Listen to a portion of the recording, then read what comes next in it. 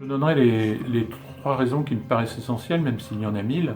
Il est destiné à assurer aux prêtres des conditions de vie matérielles correctes et dignes.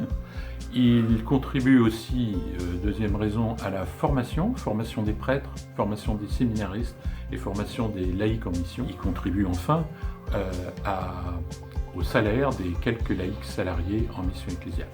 On peut faire un chèque, bien évidemment, mais on peut procéder autrement.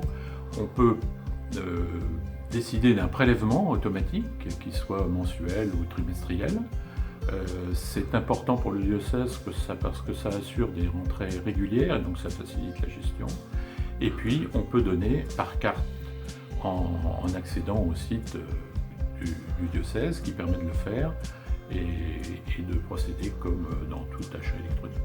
Alors les finances du diocèse de Quimper sont, je dirais, relativement satisfaisantes dans la mesure où nos ressources, même si elles subissent une petite perte d'année en année, elles restent quand même à un niveau tout à fait satisfaisant.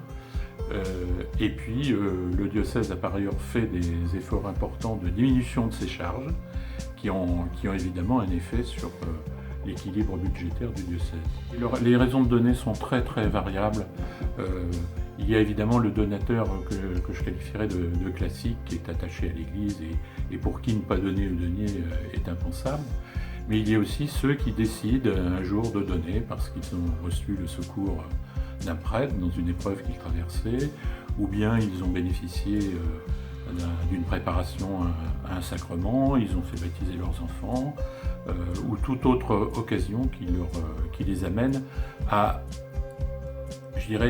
manifester leur reconnaissance à l'Église en donnant aux deniers de l'Église.